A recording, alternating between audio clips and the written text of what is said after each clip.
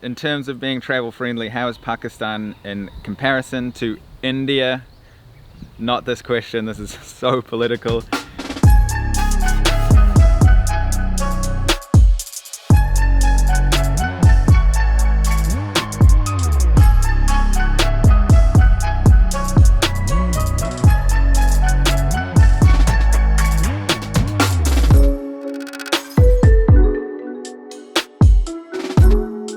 Hey guys, hope you're doing well. Today I'm going to be answering some of your questions that you've asked me about my trip in Pakistan.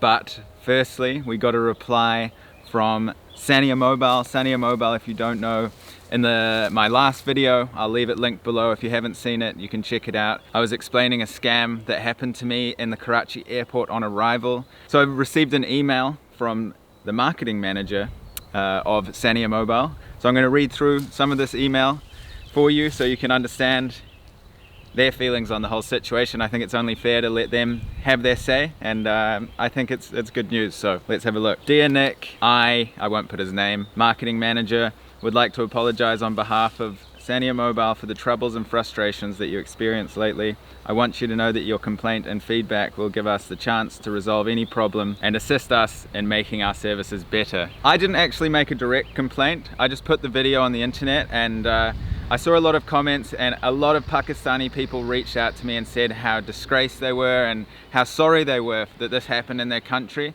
And that's the point that I really want to drive home, is that the Pakistani people are so hospitable that when they see somebody else scamming a foreigner in their country, they take it upon themselves to kind of show their remorse in a way, even though obviously it's one individual. Again, it was the only really bad experience I had in the country. Everything else was great, but I went into that in detail in the last video. I just want to say thank you to all the Pakistanis who reached out and apologized for their country, even though they didn't have to, because it's just one individual guy. It shouldn't be at all a reflection of the whole country. But yeah, I mean, thank you for all your kind messages. A lot of the people in the comment section said that they were going to make complaints, so I guess this is a product of those complaints, that they've reached out to me directly by email. I'll continue the email now. I forwarded your video to the top management of my company, as I received it from a friend who knew that I work with this company, and management have directed me to make a complete refund of $40 and give you a 30% discount on your next purchase as a good gesture. And then he goes on to say that he's so sorry that the staff member of theirs ruined the honor of Pakistan. I think that's very strong words. I don't think that, you know, he could ruin the honor of Pakistan at all. It would be very hard to ruin the honor of Pakistan and the hospitality of the people. But I mean, obviously they're very remorseful, and he goes on and says sorry once again for the inconveniences, and we hope to offer you better in the future. Gives his phone number and says anytime you want me to answer any questions, I'll be happy to do so. So I just wanted to share this with you, show you know that they've apologized profusely.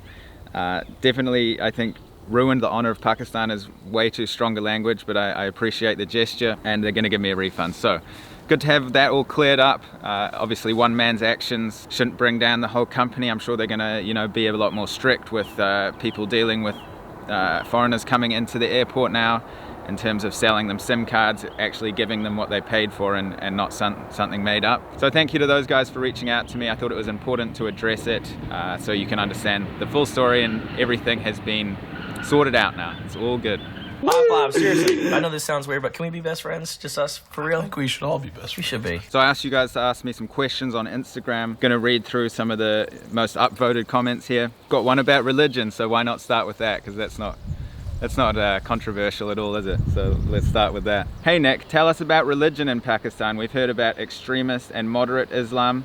How did you experience it? Did you observe such a contradiction in everyday life? So I'm not entirely sure what you're asking by observe such a contradiction in everyday life, but I had no issues with that, and I didn't expect to going into the country. People that have a religion, that's their choice. You see, you know, a few stories in the news of extremism. Maybe there's other places like Afghanistan that I've been where it is a threat, but in Pakistan, overall, from the places I went to and I personally experienced, obviously that's all I can speak for, I didn't have any issues with people treating me any differently because I wasn't a Muslim, you know? And I didn't expect that at all. And also in Afghanistan, people accept you for who you are. It's just some people who kind of ruin it for the rest of them, I guess you could say. A key thing to remember about Islam is they hold guests and foreigners very close to their heart, and they will treat you like one of their own. Even better, they will, you know, go out of their way to make sure you're comfortable. It's a huge part of the culture to welcome in guests and treat them as God, basically. So it's actually a bonus because people will welcome you into their house and they will treat you with such kindness, and you'll form bonds with the locals. They're very, very proud of being Muslims. They love living in Pakistan because they're surrounded by fellow Muslims. That doesn't mean that they don't want anybody else with different ideas or different beliefs to come into their country. It just means that they enjoy that. Tash Lloyd, this is a question I get a lot about many countries.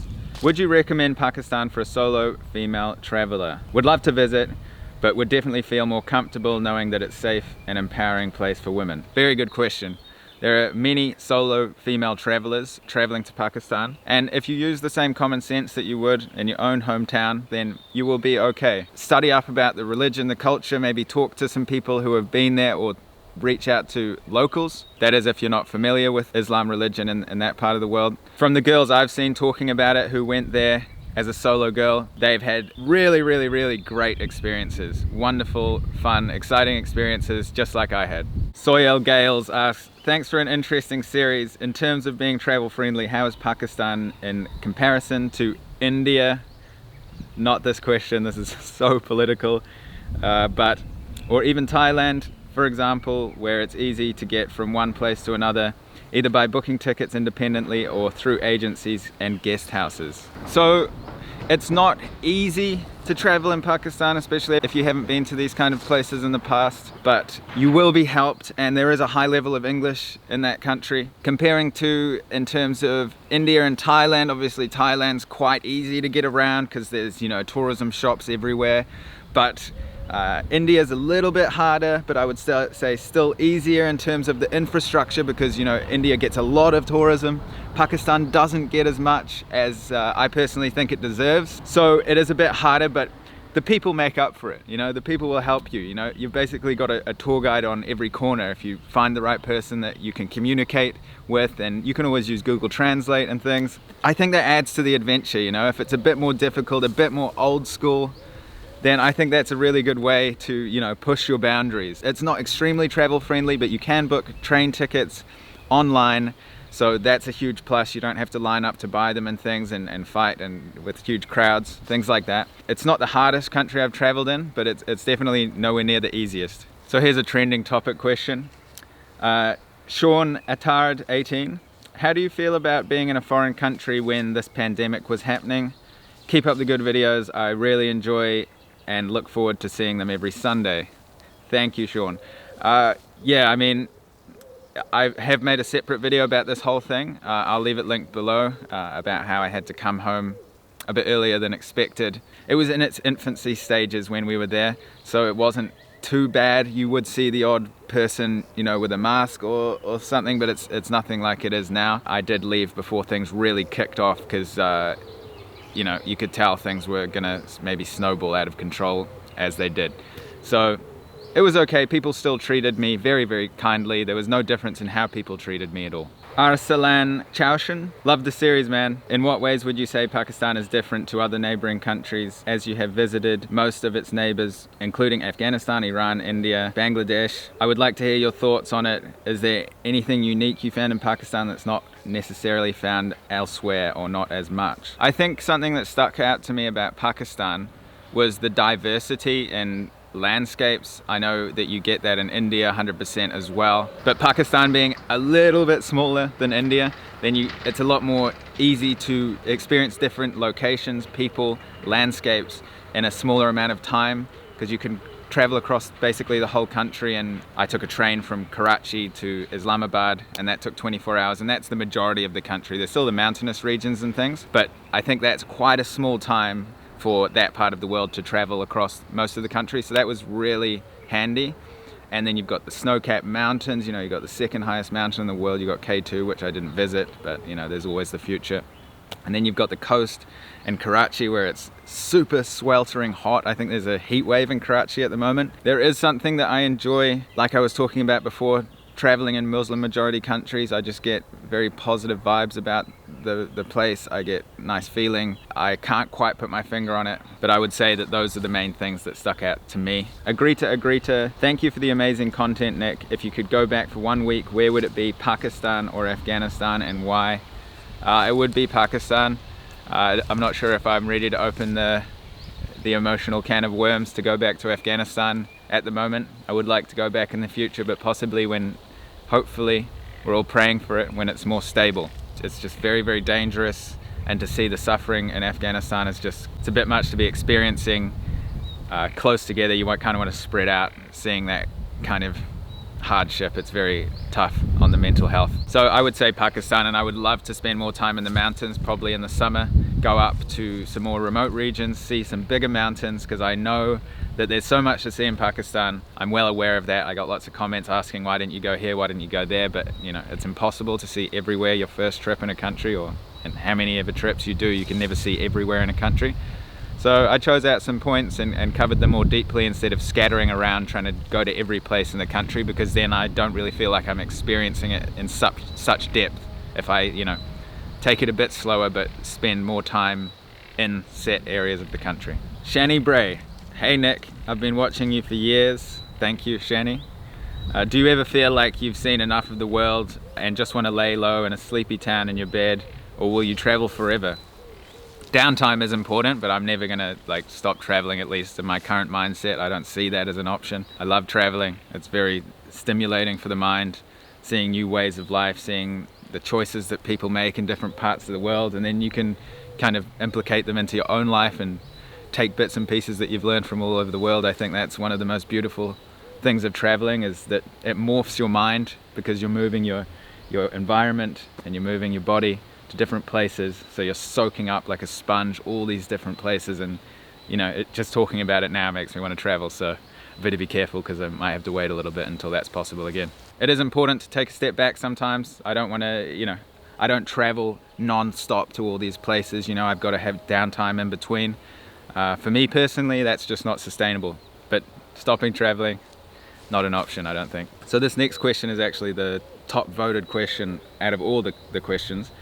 I think that's pretty cool. I didn't expect that. But the real Isidro, would you ever consider doing group travels with your viewers? Because I would be so down, bro. Your videos pique my curiosity I never thought I had. These vlogs are so dope. I've been following you for more than a good solid year, it seems. I guess there's a bit of a demand for that, and I have spoken with people of maybe trying to organize a group tour. Obviously now it would probably have to wait several months, if not longer. So I'll keep that in mind, and I would love to do some kind of a group tour with you guys, where we can go somewhere cool and we can go explore something, have some fun. So if that interests you, then leave me a comment below saying that interests you, and I can kind of get a gauge for the numbers. So let me know below if that's something that interests you, and then maybe come up with some ideas as well in the same comment of locations.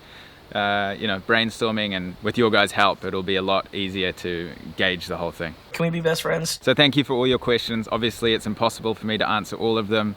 I just picked out some of the top comments there just at random. There was hundreds of comments, so I hope you understand if I didn't get to yours. Again, huge love to Pakistan. This is the last Pakistan video. Thank you to all the citizens of Pakistan for having me in your country. And thank you guys for watching wherever you are in the world. I'll see you in the next video. The next video is going to be something a bit different. I'm really looking forward to making it, because it's been a long time coming. So I'll leave you with that, and in case I don't see you, good afternoon, good evening, and good night.